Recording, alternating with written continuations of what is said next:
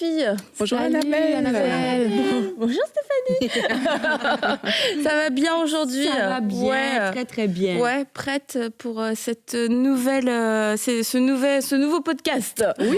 C'est un mot qui est pas facile à dire, je trouve. C'est vrai, mais tu le dis très bien. Bah, faut pas que je le dise trop souvent. Je m'économise pour être sûre de pas trop me rater.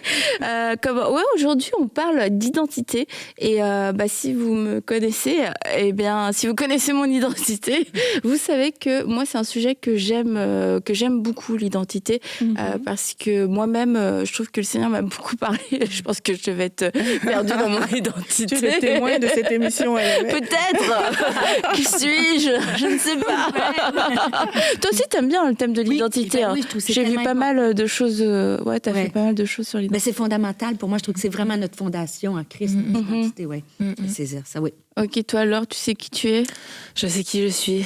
Je sais qui je suis. T'as envie de chanter? Ouais, voilà.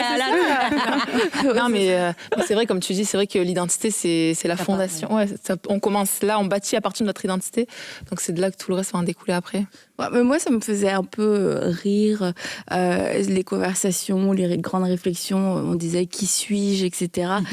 Que tu pouvais entendre quelquefois, même quand j'étais adolescente, je me souviens, il y en a, ils se posaient vraiment des grandes questions. Et moi, j'ai l'impression que je ne me posais pas ces questions-là.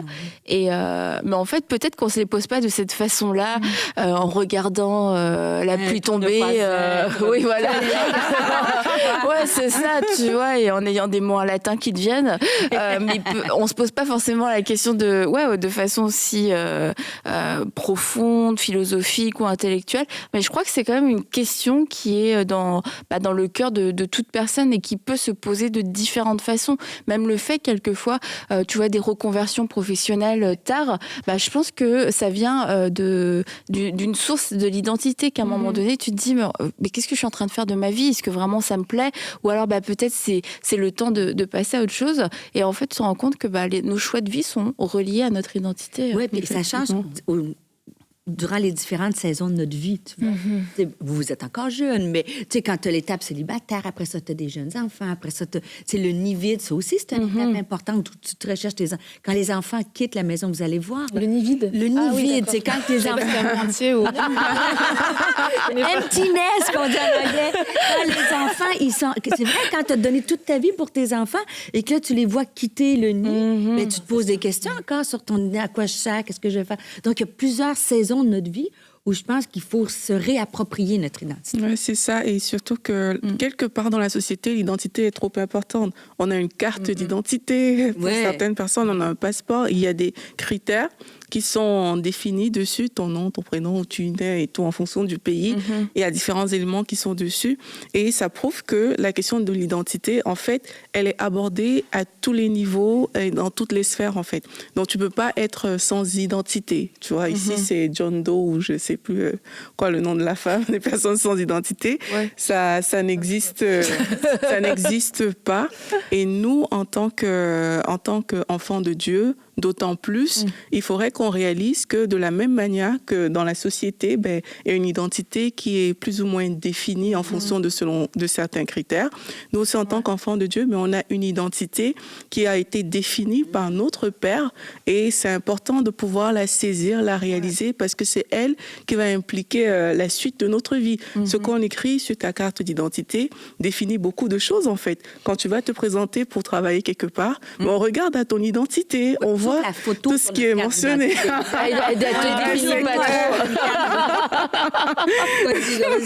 Moi, j'ai l'air d'une tueuse.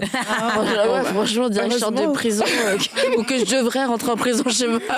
Mais parfois, on met la profession, tu vois. C'est pour ça, parce qu'on sait qu'il y aura des têtes de tueurs, mais c'est pas des vrais tueurs, tu vois.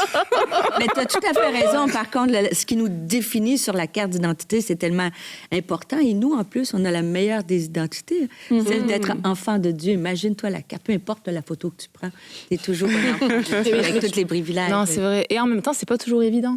Parce que même en tant que chrétienne, des fois, c'est vrai qu'on peut peut-être intellectualiser notre identité dans le sens où on peut la connaître au travers de tu lis ta Bible, on te l'a dit à l'église et tout ça.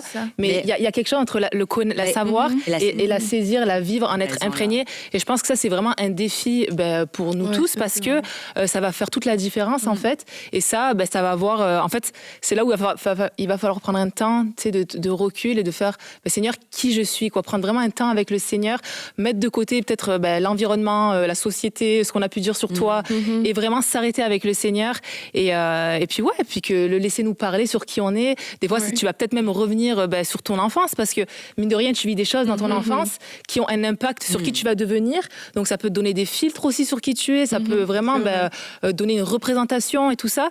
Et ça peut même te donner des mensonges. Tu dis des mensonges. Moi, j'ai déjà eu un vol d'identité. Ah ouais, non. Ouais, littéralement, quelqu'un qui s'appropriait de mon compte Skype et ainsi de suite. Et là, il envoyait des messages.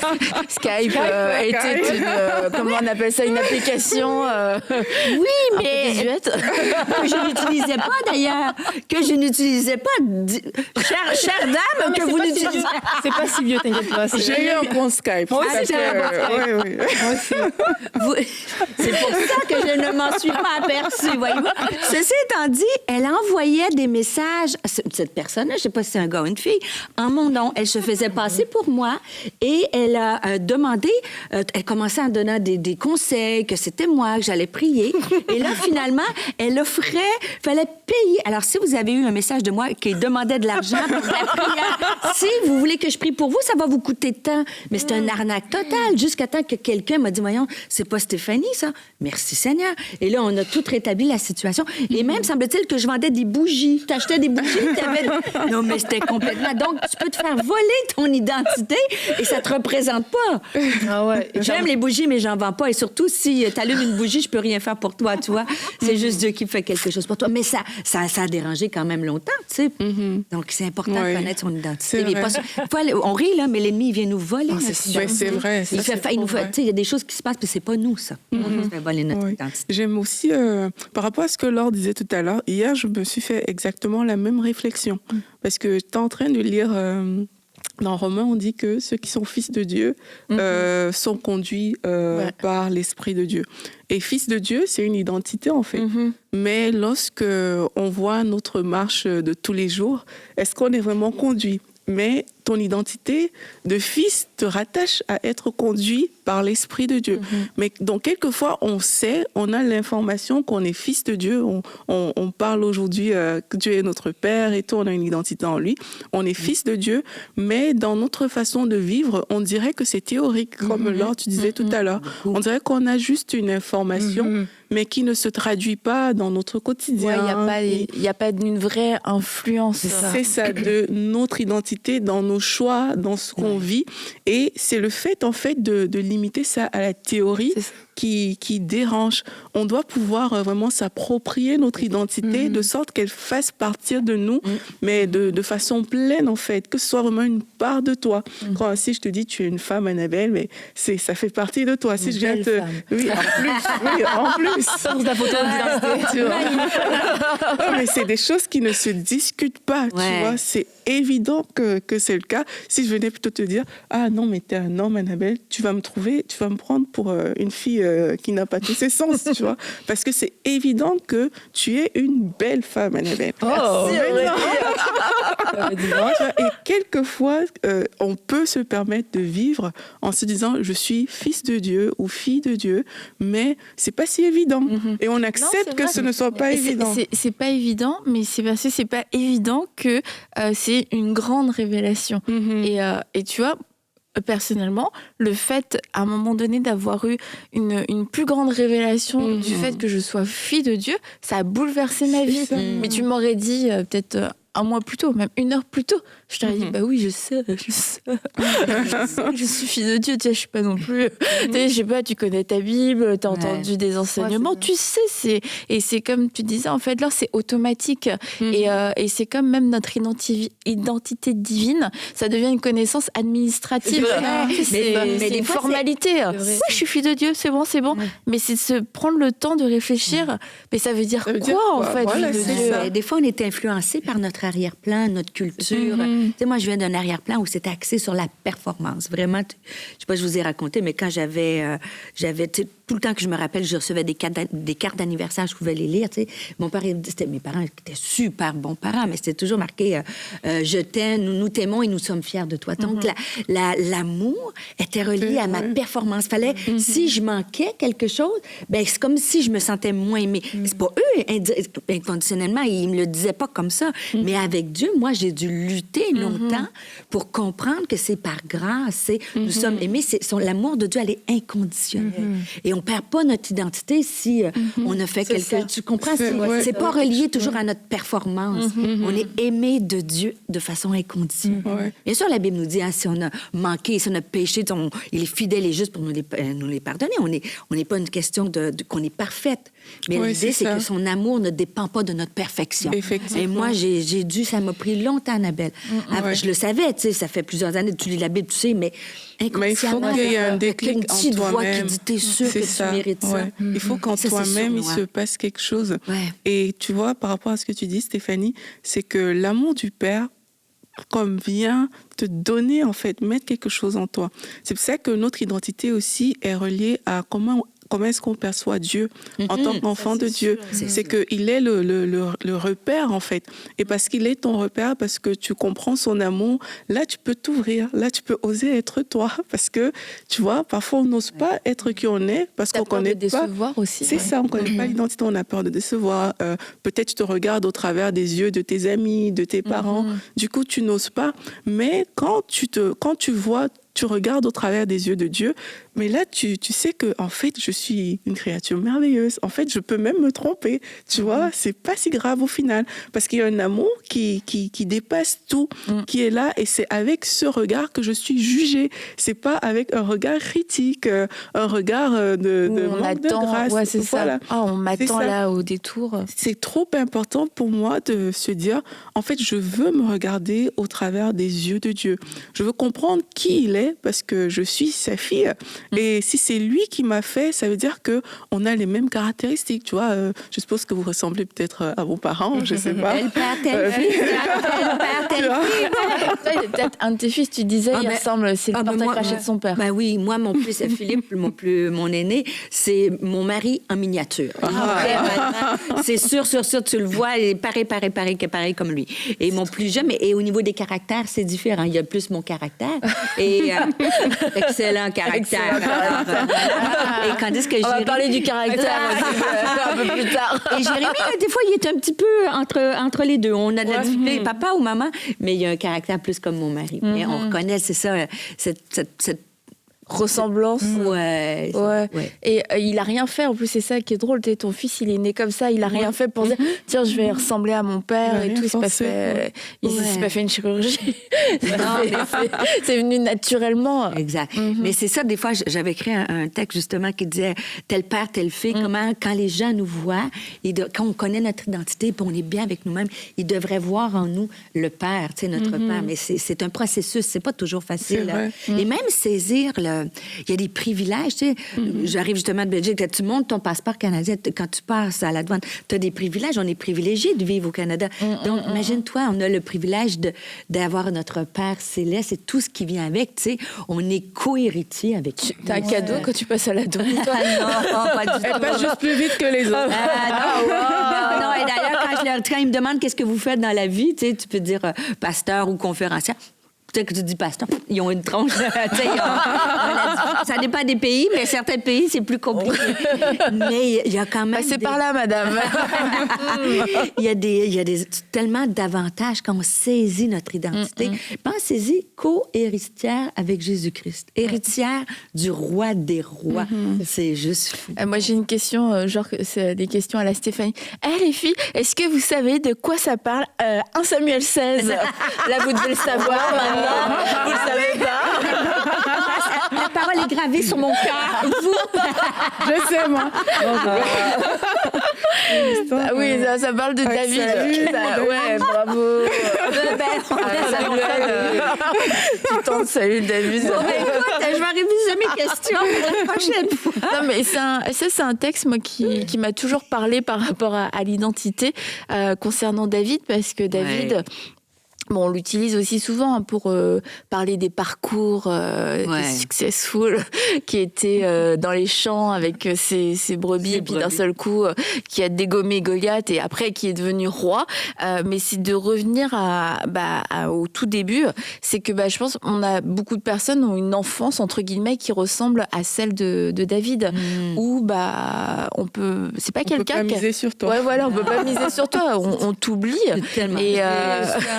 Et c'est pas, et quelquefois, je tiens à le dire quand même, c'est pas qu'on a eu des mauvais parents. Hein. Non. Quelquefois, c'est juste ce qu'ils savaient, en fait. Ouais, c'est ça. Et parce que ça peut aussi provoquer une espèce, quelquefois, d'amertume vis-à-vis des parents. Oui, ils ont jamais cru en moi, etc. Mais ça veut pas dire que c'était des parents qui n'aimaient pas, mais c'est des parents qui ne savaient pas. Dans le cas de David, on va pas faire une étude de son père non plus, mais moi, je trouve ça quand même fascinant, ce qui se passe en peu de temps pour lui. Tu dis que c'est triste parce qu'on l'a oublié. Quand Saül est venu, c'était ça qui était triste. Il présente tous les autres fils, puis as-tu un autre fils, puis lui, il a l'air comme... c'est triste. Il a l'air oublié. Après, tu te dis, je sais pas, peut-être qu'il était jeune, tu vois, tu t'imagines pas s'il y a quelqu'un qui vient chez toi pour dire, on fait une nouvelle, on recrute le prochain footballeur ou le prochain président, si t'as un enfant qui est beaucoup plus jeune, tu te dis, il a pas ses chances. Donc peut-être, tu vois, que là aussi... on peut le défendre.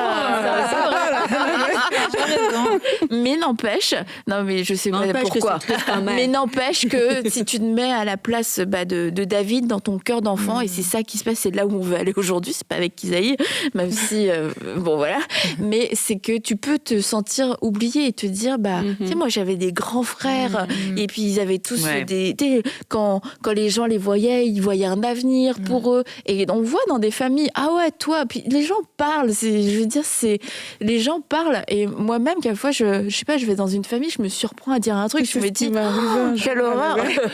Un jour, comme ma grande sœur, j'ai une grande sœur, on a la même voix, plus ou moins. Puis j'appelle au téléphone et puis la personne pensait que c'était ma grande sœur. Puis elle était trop gentille et tout. Après je dis, mais c'est moi, Aurélie. Ah, c'est toi. Elle a dit, ça a changé. Et puis directement, tu vois. Elle t'a dit ça. Le ton a changé. On dirait qu'au début, il y avait du respect et tout, mais là, c'est toi, c'était la petite sœur. La petite donc tu veux quoi au final, tu vois. Et par rapport à ce que tu dis, parfois, c'est ça. C'est que si on ne fait pas attention, la perception que David aurait pu avoir dans son cœur par rapport au fait que ses frères ont été, entre guillemets, privilégiés, lui, il est le petit garçon de course et tout, ça peut brimer. Sauf que le fruit que ça porte comme blessure, ça t'éloigne encore plus de ton identité quand ce n'est pas traitant, en fait. Donc, peut-être qu'il y a des personnes qui sont là, qui se disent « Ah, mais moi, il y a toujours ci, il y a toujours ça, tel n'a pas fait ci, tel n'a pas fait ça. » Quand tu es dans cette posture-là, il faut réaliser qu'il y a un problème au niveau de l'identité. Même si c'est légitime, ce que tu dis, comme là, c'était légitime. David aurait vraiment pu penser ça.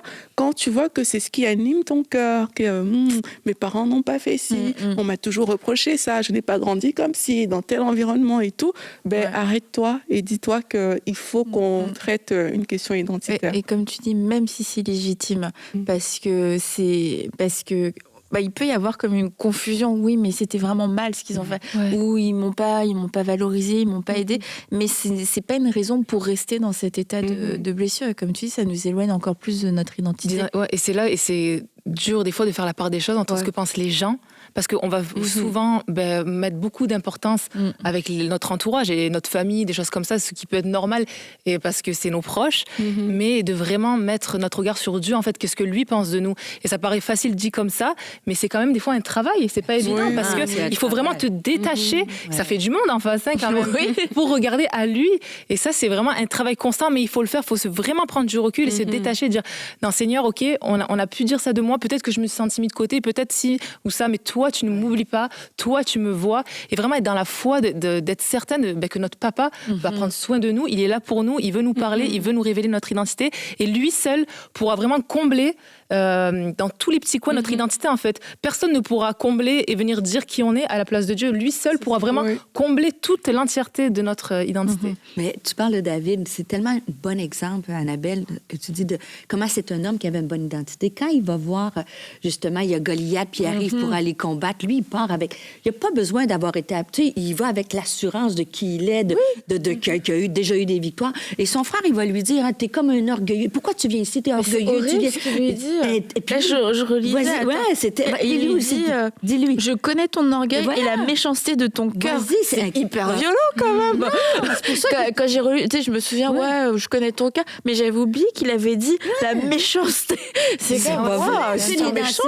Il aurait pu dire, mais David, c'est un point de vue. Il aurait pu dire, entre vous et moi, là, moi, je serais peut-être partie, puis je disais, franchement, laissez faire, ou c'est vrai, ou je serais jamais. Mais lui, il dit, quoi, ne puis-je pas parler de la sorte? Qui est-il? Puis là, il commence, puis il veut parce qu'il est bien, il sait sa mission, il connaît, il va avec conviction. Et encore là, une preuve de qui il est, quand il va arriver avec Saül qui veut le tuer, là, puis qui est dans la caverne, puis il aurait pu le tuer, puis il prend juste le pan de son vêtement. Mais quand t'as pas une bonne identité, qu'est-ce que tu fais, hein, quand quelqu'un est jaloux? Tu te venges. Et lui, parce qu'il est bien... J'imagine. Pas toi, Annabelle.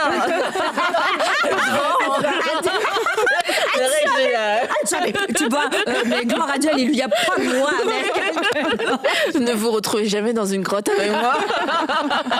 Mais c'est vrai qu'il aurait pu, honnêtement, il aurait pas dit depuis le temps que tu me fais du mal, j'ai tout perdu à cause de toi. Et finalement, il a perdu son mariage, tout, ça y est, tout. Et puis il va pas se venger, c'est parce que tu es bien avec qui. Et parce qu'il a aussi c'est tout un travail. Il y a quelque part aussi une crainte de Dieu. Avec sa façon d'agir. Et pourquoi il a ça? Je crois que c'est parce qu'il passait justement du temps avec lui qu'il a eu cette assurance, en fait, dans son identité, qui lui permet d'avoir ce caractère-là devant Saül. Et moi, ça me fait dire que, en fait, tout ce qu'on sait de nous qui ne résulte pas de notre relation avec Dieu, en fait, c'est un masque. Et ça, c'est vraiment des choses que on ne perçoit pas forcément, parce que Dieu va vraiment te révéler qui tu es. Comme Moïse, par exemple. Moïse a grandi chez Pharaon. Il a grandi là, il avait une identité. Et quand les gens parlaient de Moïse, on savait que Moïse était un homme puissant. Et par contre, quand Dieu rencontre Moïse, qu'est-ce qu'il dit à Dieu? Je ne sais pas parler. Lui, il se définit avec ses faiblesses, avec ses manques. Mais le peuple définit Moïse comme un homme puissant parce qu'il a grandi chez Pharaon. Et plus tard, quand on lit dans Hébreu, on nous dit que Moïse était... en fait, c'était le libérateur. Il a servi comme un serviteur de Dieu. En fait, c'était ça son identité. Et son identité était rattachée un peu à sa mission, à ce que Dieu voulait qu'il fasse sur la terre. Il devait libérer son peuple. Lui, il ne se voyait pas comme libérateur, il se voyait comme un bègue. Le peuple le voyait comme un homme puissant. Et Dieu le voyait comme le libérateur. Et je crois que quelquefois, on se retrouve dans cette étape-là. S'il n'y a pas eu une rencontre avec Dieu, comme Moïse a eu cette rencontre avec Dieu, où Dieu a dû lui dire, en fait, laisse tomber le fait que tu sois bègue et tout, même laisse tomber ton passé avec Pharaon et tout. Si tu n'as pas cette rencontre-là, tu vas vivre avec un masque. Tu vas vivre en sachant que, en fait, moi, je suis bègue. Les autres vont te regarder, ils vont dire « Ah, mais t'es puissant ». Il y a des personnes qui sont puissantes sur le papier, mais à l'intérieur, sont tellement faibles, en fait. C'est une grosse insulte. T'es puissant sur le papier. Non, mais c'était son cas, tu vois. Et lui, il va se dévaloriser. C'est ça. Il va se dévaloriser, comme on est. Et moi, ça m'a parlé souvent. Des fois, on est porté à se dévaloriser. Mais Dieu, il s'est presque choqué. Il a dit, là, saisis-toi, parce que si tu te saisis pas, tu vas envoyer quelqu'un d'autre. Et c'est pour ça qu'il faut, dans notre... Il y a une part, bien sûr, c'est qu'on a cette... cette responsabilité-là de dire à nos pensées, de dire « Hey, ça suffit, là. C'est pas ce que Dieu pense de moi. Dieu... » Et lui, à un moment donné, Moïse, il a dû se saisir. C'est ça. Il l'a utilisé. Ça nous est tout déjà arrivé. Ça nous est arrivé, mais c'est quoi le problème aussi parfois qu'on fait? C'est qu'on va peut-être trop vite, on est trop pressé dans la vie et on prend peut-être pas aussi le temps de s'arrêter sur notre identité. Et j'aime trop voir par rapport à Jésus, quand tu lis que jusqu'à environ 30 ans, il a grandi en sagesse, en stature, en grâce devant Dieu et devant les hommes. Et à environ 30 ans, il a commencé son ministère. Donc certes, Jésus était parfait, voilà, il connaissait son identité. Mais moi, ce que j'ai aimé, c'est quand j'ai entendu dans une prédication que, mine de rien, ça représente 90% de sa vie. Il a grandi en stature, en sagesse, en grâce devant Dieu et devant les hommes. Et 10% de sa vie, il a fait le ministère. Donc certes, son ministère, ça représente plus que je sais pas combien de vies réunies. Mais quand même, moi, ça m'amène à réfléchir et me dire, des fois, peut-être qu'aussi, on est trop pressé dans l'action. On connaît notre identité en partie, comme on l'a dit, voilà, en connaissance. Et après, on est, qu'est-ce que je peux faire? Qu'est-ce que je peux faire? Je veux être en action. Et peut-être même qu'on veut être en action pour aller compenser ce qu'on n'est pas allé trouver dans notre identité aussi. Alors que peut-être que des fois, il faut prendre ce temps-là nécessaire intentionnellement pour se trouver dans notre identité. Qui je suis, Seigneur? Ça peut prendre du temps. Des fois, ça va demander aussi de guérir de certaines blessures. Ça va demander de certaines réponses de la part du Seigneur. Ça va demander des temps d'attente. Mais c'est bénéfique. Et puis, ça va porter peut-être même plus de fruits que si tu es là vite à te dépêcher à rentrer dans ton appel.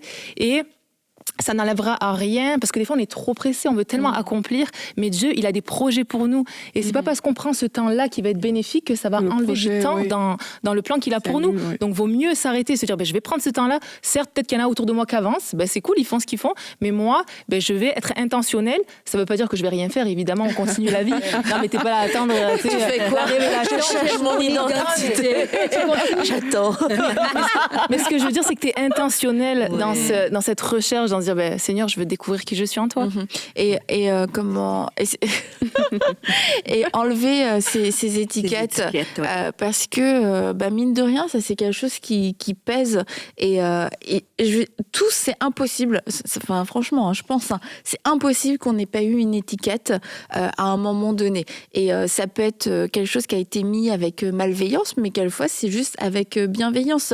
Même juste, t'es le dernier de ta famille, on peut toujours t'appeler le petit bébé de la famille, puis tu restes coincé un peu dans cet état de Après, bébé, des avantages, tu vois. Oui. Ça c'est des étapes, tu sais jouer de ces étiquettes, mais sans les accepter, bravo. Mais moi, je trouve, Annabelle, qu'il faut vraiment s'arrêter puis de dire, est-ce qu'il y a une étiquette qui a été mise sur ma vie que je dois enlever littéralement? Moi, j'en avais une, écoute, j'étais à l'école secondaire. Tu sais, quand tu commences à avoir des changements de forme, puis tout ça, tu sais. Puis moi, j'ai été élevée dans un milieu où ma mère était elle me valorisait beaucoup. Fait que, tu sais, la vie était belle jusqu'au jour où j'étais confrontée au regard un peu masculin. Et là, c'était l'heure du lunch. J'étais à la cafétéria. Donc, maman m'avait fait un petit lunch. Et puis, j'avais mes sandwichs. J'étais avec les copines. Et là, il y a le plus beau gars de l'école qui arrive. Toutes les filles le trouvaient super beau, tu sais. Et là, il s'approche de notre table. Et là, j'étais tellement fière. Et puis, il me dit, il me regarde, je dis, il va m'inviter à quelque chose, quoi. Mais non! Et il me voit 2 sandwichs, puis il me dit, comme ça, devant tout le monde, je pense que un sandwich, ça aurait été suffisant pour moi. C'est horrible. Hyper humiliant. Mais moi, tu sais, je n'étais même pas rien, tu sais.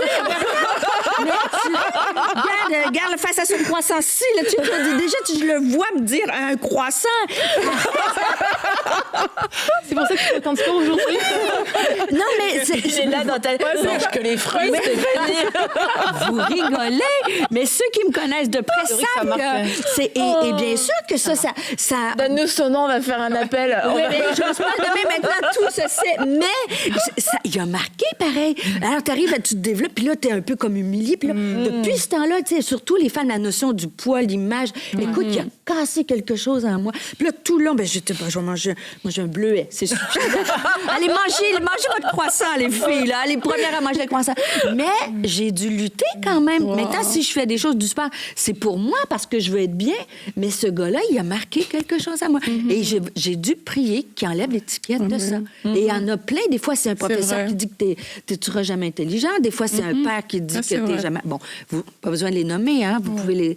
Alors, c'est important de dire, Seigneur, dernière, peut-être, tu sais, quelqu'un écoute l'émission, me dit, est-ce que j'ai une étiquette que je devrais enlever? Tu sais, en écoutant, je me dis ça, je lutte avec ça. Puis des fois, c'est enfoui, puis on vit avec ça. Mais on est tellement bien quand on décolle ça. Puis quelquefois, c'est vraiment comme anecdotique. Oui! Tu sais, tu te dis, ouais, c'est une histoire d'enfance, et voilà. Mais on va pas maudire sur le canapé, on joue mais ce petit garçon, parce qu'il a sûrement pas mesuré l'impact de ses paroles. Mais du coup, tu sais, après, quand tu vis, tu te dis, oh, c'est bon, c'est juste. Mais c'est de se dire, est-ce que ça apporte encore. Est-ce qu'il y a une racine? S'il y a une racine, même oui, si c'était une parole qui a été dit vite fait à la volée dans une cour d'école, j'avais 6 ans, peu importe.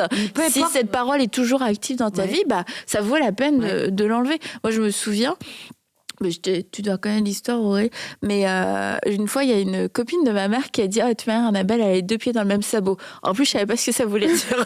Donc, moi, tu sais, j'aimais bien apprendre des nouvelles expressions et tout. Ça veut dire quoi? Et là, elle m'explique ce que ça veut dire. T'as les 2 pieds dans le même sabot parce que tu sais pas te débrouiller, blablabla. Du coup, elle m'explique vraiment en détail, ça veut dire quoi, ce qu'elle venait de me dire. Et en fait, franchement, pendant longtemps, même après, j'y repensais, tu sais, dans ma vie, j'ai les 2 pieds dans le même sabot, j'ai les 2 pieds dans le même sabot. Mais tu sais, je sais, mais cette femme-là, elle était pas méchante, elle était pas, je vais détruire sa vie, elle a pas détruit ma vie d'ailleurs, mais c'est des paroles, pour une raison, pour une autre, clac, elle s'accroche et elle s'accroche à toi et puis tu grandis, tu vis avec et quelquefois on les transporte mais jusqu'à très très loin, tu vois, et tu te dis mais c'est quoi, pourquoi est-ce que je réagis encore comme ça, puis le Saint-Esprit te ramène là quand tu avais 8 ans, t'as les 2 pieds dans le même sabot, Annabelle. Et c'est pour ça aussi que c'est une œuvre de l'ennemi, de vouloir brimer et détruire l'identité. Tu avais parlé du vol d'identité, Stéphanie. C'est pour ça qu'il faut réaliser que c'est pas normal qu'on transporte toutes ces choses-là, en fait. Et s'il y a des blessures, comme Laure a dit, il faut pouvoir vraiment s'arrêter et dire, je vais traiter cette question. Si on réalise l'ampleur de quelque chose, on va pas vivre comme si ça n'existait pas. Et je crois qu'on réussit à vivre avec des problèmes d'identité parce qu'on n'est pas conscient que notre identité détermine toute la suite de notre vie. Mais plus tu vas commencer à prendre conscience que, en fait, c'est vraiment mon identité qui définit mon lendemain, qui définit la suite de ma vie, mais tu vas t'arrêter pour traiter cette question-là. Quand tu penses, si tu crois que, ok, je peux vivre en étant... c'est quoi l'expression, les pieds dans les 2 pieds dans le même sabot? Si tu aurais demandé, ça veut dire quoi? Si tu penses que, tu vois, tu peux vivre comme ça, en fait, avec cette parole-là, parce que tu continues à vivre, c'est ok. Tu penses que tu peux te débrouiller, en fait, mais tu es en train de passer tellement à côté de ta meilleure vie possible parce que tu t'es pas arrêté pour traiter une question. Donc, il est temps, en fait, qu'on réalise que tout ce qu'on ne traite pas sur notre identité nous éloigne du bonheur, nous éloigne de notre meilleure vie, nous éloigne de ce que Dieu veut faire avec nous. Mais l'identité, c'est aussi beaucoup relié à ton estime de toi. Oui, c'est ça. C'est-à-dire qu'il faut, je pense que l'estime, on le sait, c'est apprendre à connaître tes forces et tes faiblesses et tes limites, tu vois. Et moi, je pense que quand on accepte qu'on a des limites, qu'on n'est pas parfaite, mais qu'on a des qualités, si je vous me faisais... On fait un petit exercice. Non, je vous fais pas ça. Une petite question à la Stéphanie, tu vois. Mais mettons, je te dis, écris 5 qualités de toi ou 10 qualités de toi. Ou 10, c'est plus facile d'écrire 5 défauts, 5 choses que je n'ai pas, que dire 5 choses que j'ai.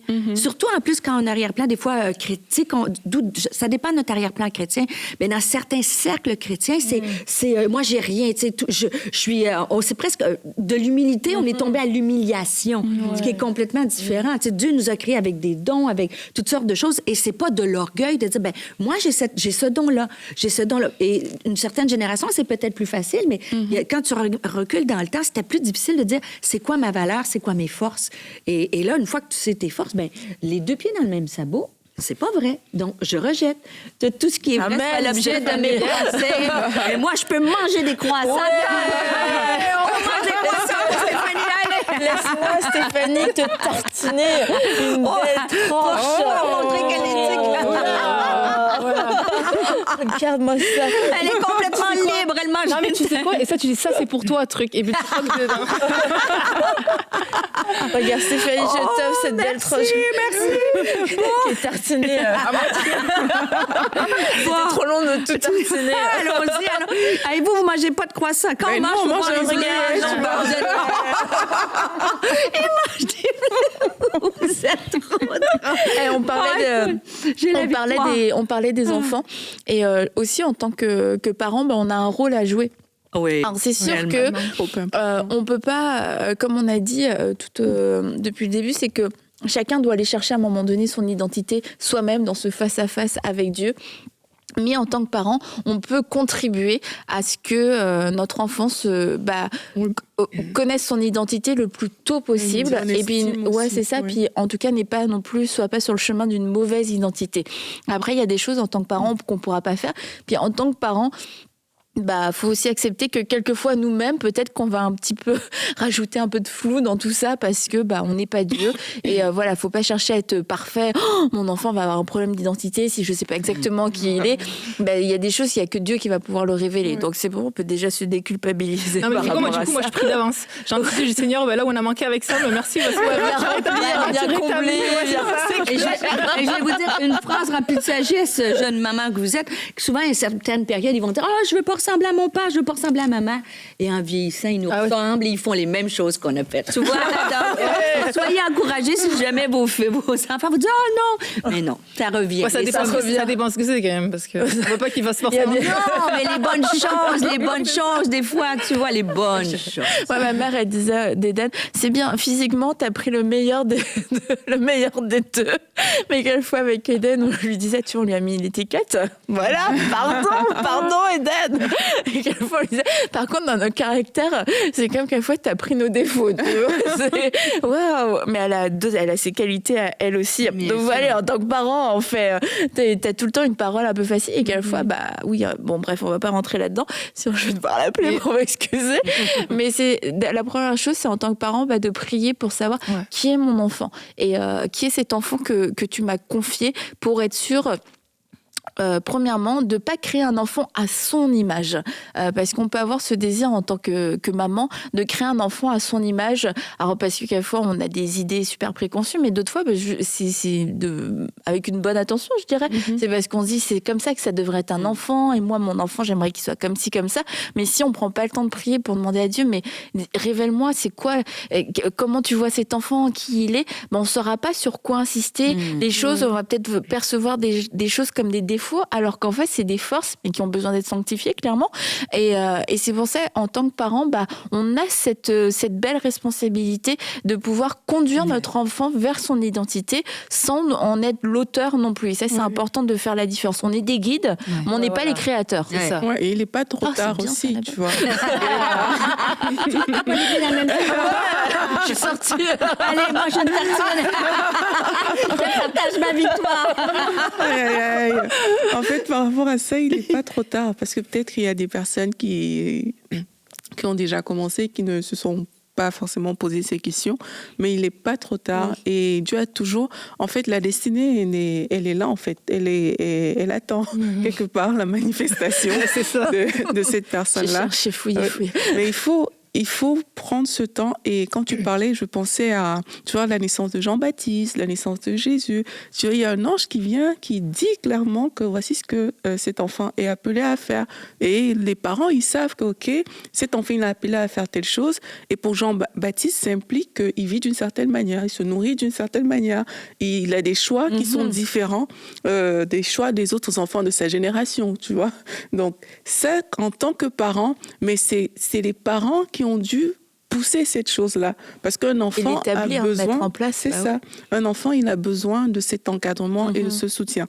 Donc, supposons que, comme tu as dit, Annabelle, il y a quelqu'un est en voie de devenir parent et tout, c'est important de le savoir au plus tôt. En tout cas, au plus tôt, c'est le must. On va dire ça comme ça.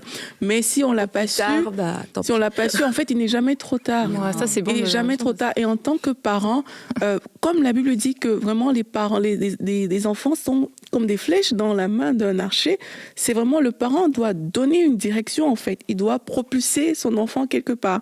Et pour ça, même si l'enfant peut avoir un certain âge aujourd'hui, il n'est pas trop tard. Parce que ce rôle, c'est vraiment Dieu l'a donné aux parents. Dieu a donné cette responsabilité aux parents de propulser leurs enfants dans une certaine direction.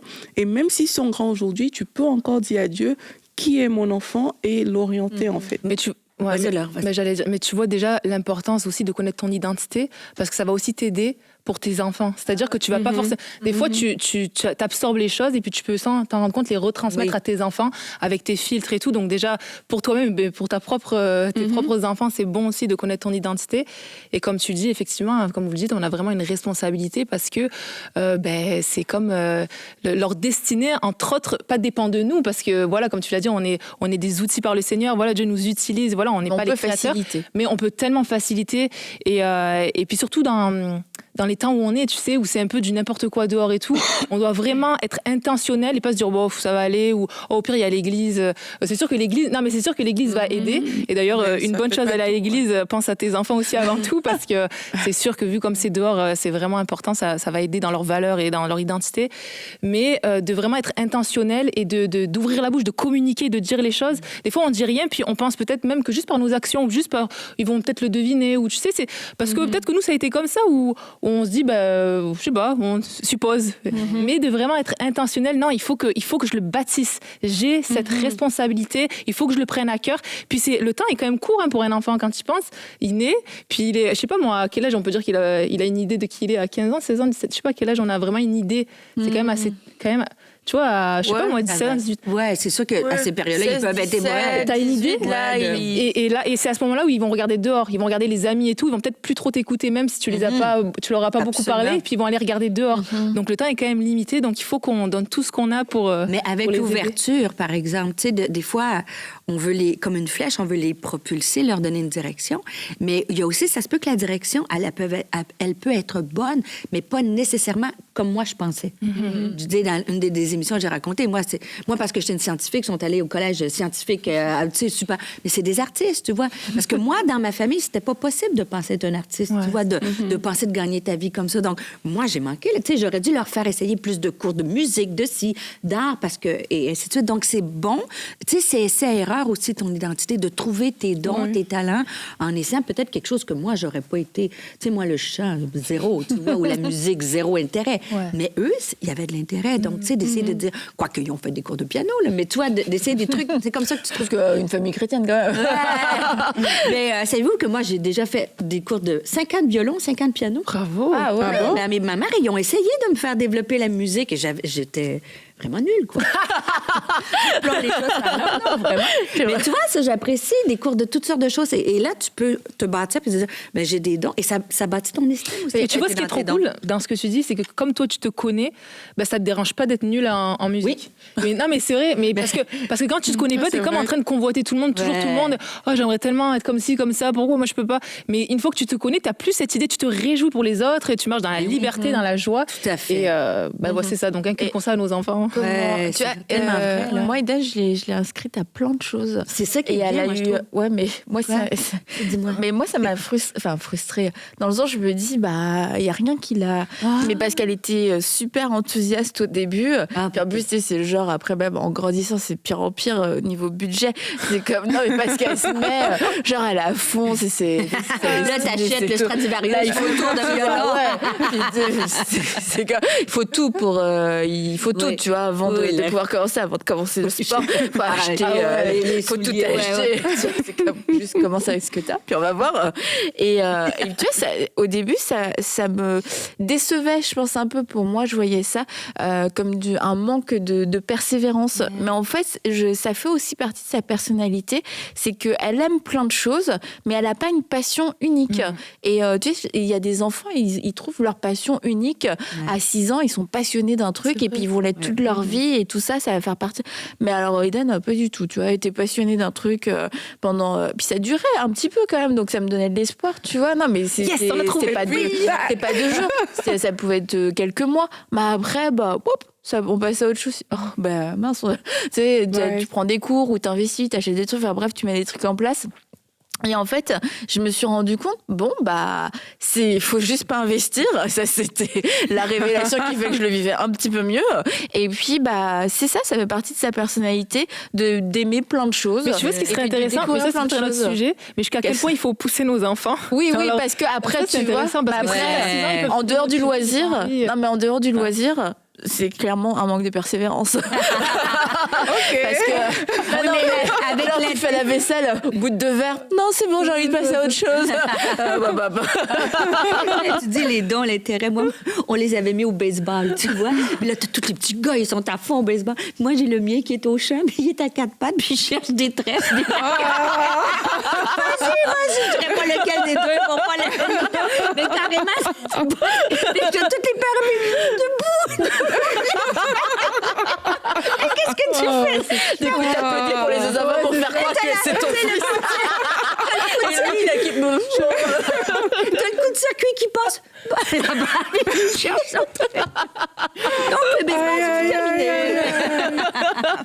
Mais c'est pour ça qu'il faut être flexible. Tu vois? C'est pour ça qu'il faut le faire avec un cœur ouvert, un cœur qui est prêt à se repositionner, se redimensionner. Sinon, on finit frustré. Sinon, ça affecte encore notre propre estime, mais maintenant par rapport à nos enfants, pas par rapport à soi-même, tu vois.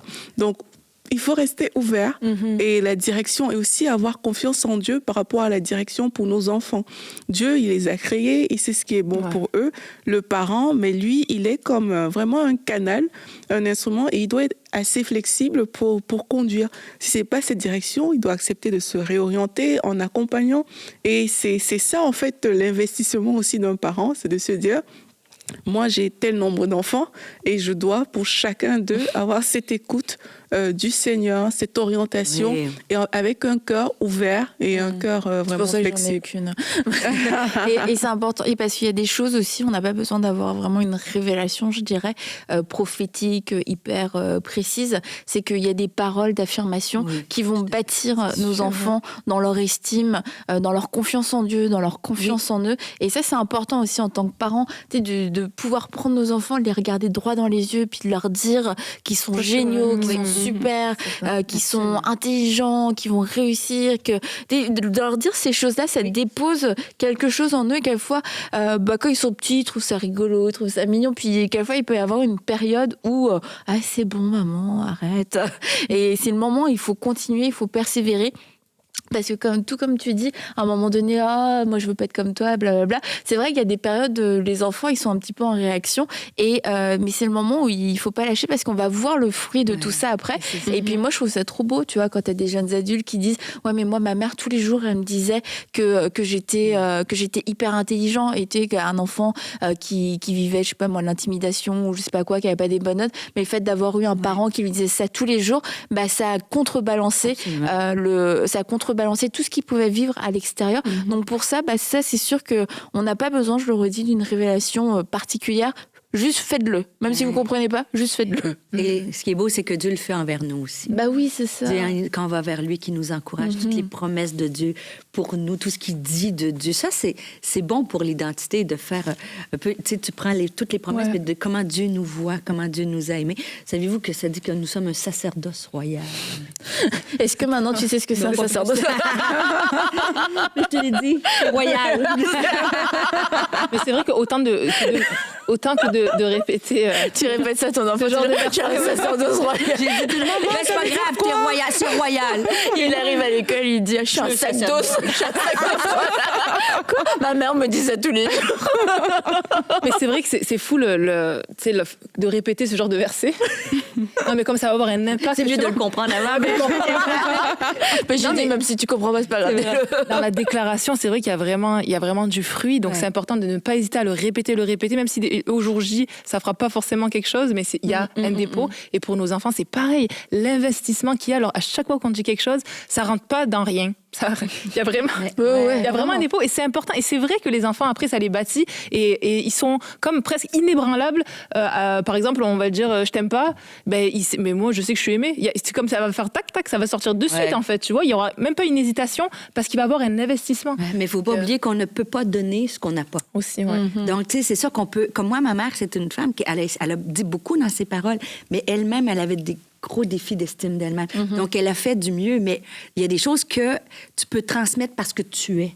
Donc, comme notre identité, là, on va le chercher pour nous. Et elle parle au modèle aussi. Oui, mais on peut le transmettre mieux à nos enfants. Tu sais, on peut le dire parce qu'on comprend la théorie. Puis Annabelle nous a dit qu'il faut que je fais des blagues, mais tu sais, on sait que c'est bon de le dire à nos enfants, mais si on le vit pas, nos paroles ont moins d'impact que si t'es un modèle de par ta vie. Tu sais, donc, c'est important d'aller chercher pour soi. Et après ça, on peut mieux le transmettre, tu sais, à nos enfants, mais le transmettre aux gens autour de nous aussi, d'amener des paroles de vie comme ça. Ouais. Et très rapidement, comme on a parlé tout à l'heure de Moïse, toi, Aurélie, tu as parlé de Moïse. Oui. Et Moïse, le libérateur. Et tu as dit un truc qui était quand même très fort. Moïse, le libérateur, c'était son appel. Et l'homme puissant, et c'était quoi l'autre chose que tu as dit? Puissant papier, mais puissant. Non, puissant sur papier. Ah oui, voilà, lui, il se voyait comme bègue. Lui, il se voyait comme bègue. Le peuple le voyait comme un homme puissant. Et Dieu le voyait comme le libérateur de son peuple. C'est beau. Et c'est comme Dieu veut venir à la fois effacer ce qui n'est pas de l'identité et puis aussi créer le point de connexion, parce que quelquefois on a des bouts de qui on est un petit peu partout, mais il n'y a aucune connexion entre, ce qui fait que ça va poser problème particulièrement pour entrer dans notre destinée. Comme pour Moïse, il avait des bouts, mais à cause aussi de son histoire familiale, tu vois, il avait une histoire familiale qui était très particulière. Il avait des bouts, ça fait que oui, ok, je suis un libérateur, donc il va tuer un Égyptien, tu vois, dans la foulée, quoi. Hop, on y va. Et en fait, dans ce temps après de fuite, et tu vois, un peu aussi son côté de sa personnalité, de se dire, oh mince, j'ai mal fait, j'abandonne. Enfin, j'abandonne, c'est pas péjoratif dans le sens où je suis peut-être pas qualifiée, ou j'ai raté ma chance, tu vois. Mais dans ce temps de désert, il a découvert qui il était en tant qu'homme, au-delà, sans Pharaon, sans tout ce poids, ce fardeau même de l'appel. Et puis il y a des temps comme ça, pas forcément 40 ans, mais où on a besoin d'être épuré, puis d'être éloigné peut-être de tout ce qui nous rappelle tout un tas d'identités, d'étiquettes et de tout ça. Et c'est pour ça, Jérémy, mon mari, dit souvent, il faut mettre l'appel sur l'autel. Et moi je lui dis, j'ai jamais compris pourquoi tu disais ça. Et parce que tu vois, il y a des gens pour qui l'appel est constamment sur l'autel, il faut le ressusciter, mais pour d'autres, ils vivent avec cet appel-là constamment, et du coup l'appel vient surpasser l'identité, et ça te fait faire tuer des Égyptiens trop tôt. Tu voulais ajouter quelque chose sur ta révélation de Moïse? Il y a quelque chose que je pensais, mais qui m'est sorti excuse-moi, Aurélie. Quand tu parlais. Tu as 2 minutes pour t'en souvenir. Si je me rappelle, je te dis. Non, on dit pas tac-tac, on fait tic-tac. Bon, en tout cas, merci beaucoup les filles. Si ça te revient, encore 1 minute 30. 1 minute 30. Et c'est pas trop tard, on a dit, pour les enfants, en tant que parents, pour découvrir et puis aider nos enfants par rapport à leur identité. Mais c'est pas trop tard pour nous aussi, en tant que personne, de découvrir son identité ou avoir une plus grande mesure de la révélation de son identité, même quand on a 40 ans, 50 ans, ce serait la pire chose qui pourrait arriver. C'est trop tard pour moi maintenant.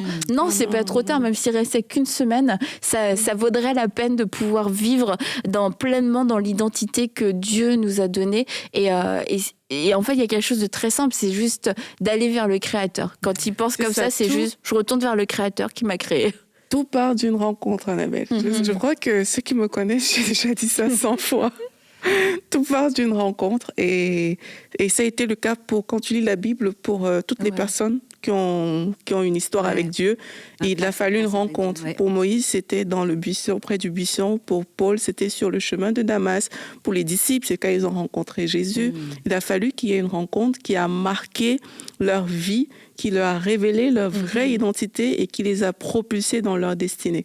Donc, si on veut vraiment vivre notre identité, il faut une rencontre avec Jésus-Christ, une vraie rencontre qui ne se base pas sur de l'information, la théorie, mais un face-à-face, quelque chose de fort qu'on vit avec Dieu qui change tout, en fait. Et toujours garder en tête que Dieu nous aime pour qui nous sommes et pas pour ce qu'on va faire. Et ça, je pense qu'il faut vraiment l'accepter et le réaliser. C'est juste pour qui on est, pour s'enlever la pression de il faut que je performe, il faut que je fasse, il faut que j'aille y gagner l'amour de Dieu. Et je pense que c'est quelque chose qu'on le sait, mais il faut vraiment le réaliser. Oui, puis notre identité n'est pas associée à une fonction, à un travail, à quoi que ce soit.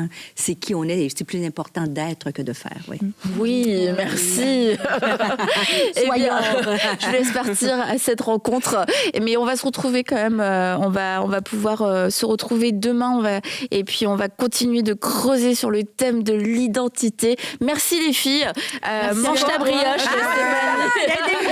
Je t'ai tartiné le tranche de brioche. S'il te plaît, prends-la. Bon, allez, à demain. Comme vous l'avez entendu dans le podcast avec les filles, de notre identité découle tellement de choses, y compris juste notre destinée. Et puis tout un tas de choses, de grandes décisions aussi qu'on peut prendre dans notre vie. D'où l'importance de savoir qui on est et de pouvoir prendre le temps de faire cette recherche, d'aller à cette rencontre avec notre Créateur. Et j'aimerais souligner un point par rapport à cette recherche, c'est de ne pas rester dans un mode en recherche perpétuelle où toute ma vie, je vais être à la recherche de moi-même, à la recherche de mon identité. Parce que à travers cette rencontre qu'on va faire avec Dieu lui-même, ce face-à-face qu'on peut avoir, alors ça peut sembler comme être un grand mot, un face-à-face, mais c'est cette rencontre d'intimité où il va pouvoir nous parler et qu'elle soit très simplement, très doucement dans notre cœur, mais déposer en nous cette vérité concernant notre identité. C'est important de pouvoir la saisir, de pouvoir la noter, de pouvoir l'écrire et de repartir avec cette révélation pour ne pas passer toute une vie à rechercher, mais pouvoir à partir de cette révélation construire, tout simplement, construire, se dire voilà, maintenant Dieu m'a dit qui j'étais et de là je dois chercher une plus grande révélation, une meilleure compréhension. Je dois chercher à manifester mon identité et mon identité doit se trouver dans tout ce que je vais faire et dans les décisions que je vais prendre, la façon dont je vais même interagir avec les gens, dans mes relations, etc. On doit retrouver mon identité, mais c'est différent que de constamment chercher son identité parce que chercher son identité ne nous fera rien construire, ne nous fera rien bâtir et puis on risque au final de tourner en rond. C'est pour ça que c'est aujourd'hui le moment d'aller dans la présence de Dieu et de lui dire qui suis-je, mais après de pouvoir ressortir et de partir avec notre carte d'identité, mais qui n'est pas une formalité administrative, mais une carte d'identité à laquelle je vais pouvoir me référer et dire Seigneur, parle-moi encore, développe, montre-moi comment est-ce que ce nom se développe, montre-moi comment cette fonction se développe. Et comme ça, vous allez voir que vous allez avancer en sachant qui vous êtes, mais en même temps, vous allez commencer à construire et puis vous allez voir des choses se mettre en place dans votre vie. Et j'aimerais aussi prier avec vous un instant parce que je crois que le Saint-Esprit veut enlever des étiquettes. Alors on va prier ensemble. Saint-Esprit, toi qui es l'esprit de vérité, je crois que maintenant même tu veux retirer des étiquettes. Alors viens faire cette œuvre, viens faire cette œuvre au plus profond des cœurs, viens retirer des étiquettes de mensonges, viens retirer les étiquettes de limites, viens retirer ces étiquettes, même avec quelquefois des surnoms, des étiquettes de moquerie, des étiquettes d'insultes qui ont pu être données, des étiquettes avec des mauvaises directions, des mauvaises directives. Esprit de vérité, viens faire ton œuvre maintenant dans les cœurs. Et nous accueillons ta vérité. Nous accueillons ta vérité même si elle vient chambouler tout ce qu'on a pu croire toute notre vie. Même si elle vient chambouler des mensonges qui se sont imprégnés en nous. Oui, esprit de vérité, nous acceptons que tu fasses maintenant ce travail où tu viens toi-même déraciner, où tu viens rebâtir, tu viens ramener la vérité par des paroles de vérité, par une parole de vie. Oui, que cette vie puisse se manifester maintenant en toi, dans le nom de Jésus.